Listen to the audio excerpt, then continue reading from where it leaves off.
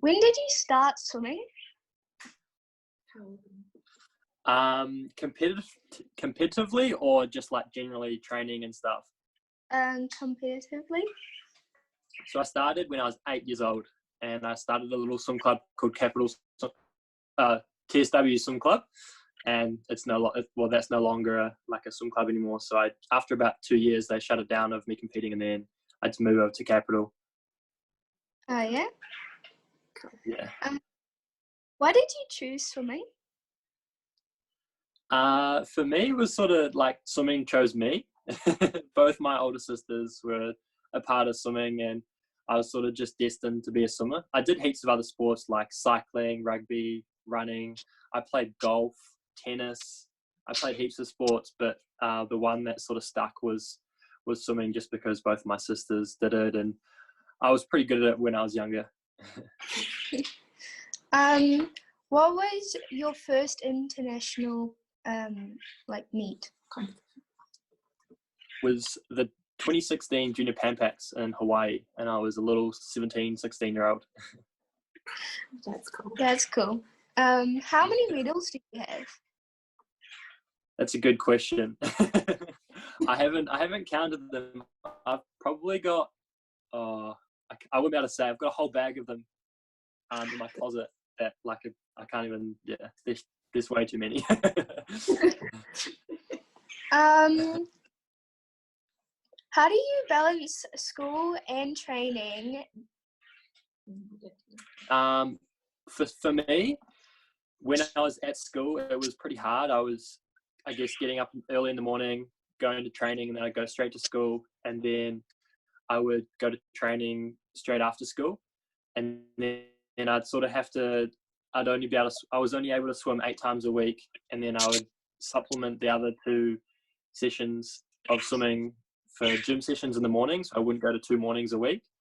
And then I guess when I left school, I had a bit more flexibility and a bit more time to work around and do other sort of stuff. So I started doing part-time uni, which gave me more time to, I guess, focus on swimming, because that was my main priority. So I only do 2 papers a semester, and I only have to go into university, I guess, two times a week.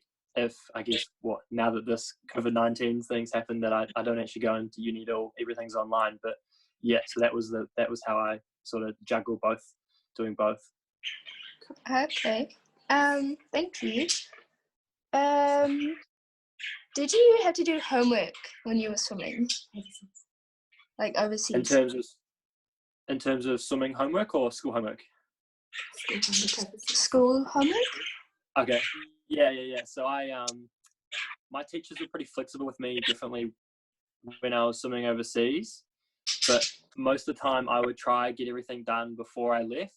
But I think the main competitions that I had were actually on during the holidays, so I didn't actually need to do much work. But I definitely did come back from one holiday one year. I think it was my last year of school, or maybe my second to last year of school, and I came straight into our mock exams. So I definitely didn't perform as well as I probably should have going into them. But yeah, I definitely had to continue with my schoolwork while I was traveling.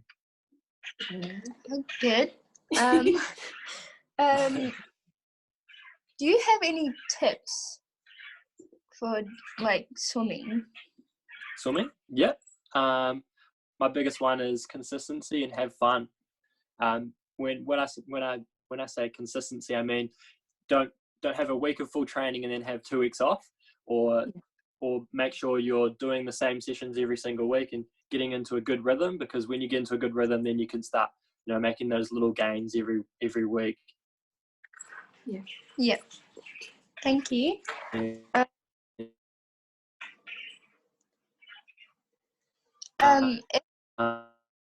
you're not having fun. Absolutely. Sorry, you cut out a little bit there. Yeah. We back? Back. Yeah. If you would go back and redo anything, what would it be and why? I don't think I would change anything, to be honest, at this stage. I've been pretty happy with my journey. I've had a lot of help with with people telling me, this is probably the best way to do it and all that sort of stuff. So I think I've been pretty happy with how I've done everything so far. That's good. How has your training changed in lockdown? A lot. I guess for every athlete I've been talking to, everyone's changed completely. I haven't had a pool to swim in until I guess this week. I've been able to sneak into some random lady's house who has been super helpful and nice to me. So Lucky. I pretty much went from swimming 10 times a week and gymming 3 times a week to doing nothing. So it was pretty hard for, I guess, 40 days. I hadn't been in the pool. So yeah, that was pretty much everything changed for me in terms of training.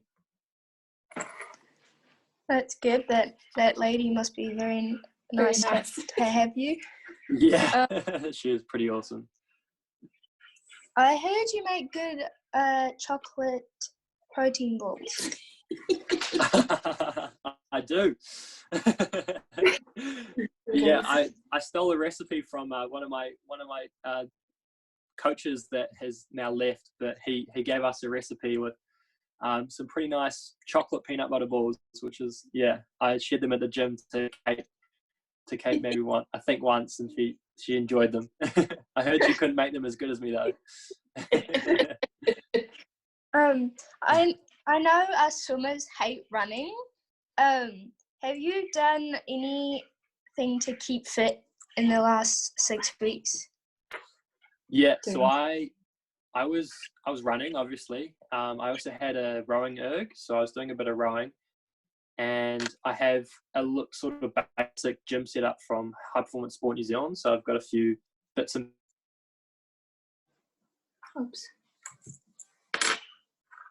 equipment that I've been able to use. So I wasn't stuff. I was sort of having a little bit of break from swimming and trying to get that motivation back a little bit as well. Yeah. What is the first thing that you are going to do after lockdown besides going to the pool? Probably see my friends. Haven't seen my friends in a while, so probably go see all the boys and say good day. What are some tips you do have for young athletes trying to keep positive in lockdown? I guess the biggest thing is not to worry too much. If you don't have a lot of motivation or have a drive to go outside and do some fitness and try to keep your fitness up, don't worry about it too much. I've talked to probably maybe 10 different athletes from different sports who are, I guess, competing at the top of their level, and every single one of them I've talked to is in the same boat. Everyone loses a bit of motivation. Everyone can't continue like this whole lockdown. So just stay positive and don't beat yourself up too much if you're not doing much. Good. I think we'll be teammates in 2026 Commonwealth Games so that we can watch this video and have a laugh at it. Yeah, that'd be awesome. Wait. I might look a little bit less hairy, hopefully. Thank you. Thank you. No Thank worries. Thanks for having me.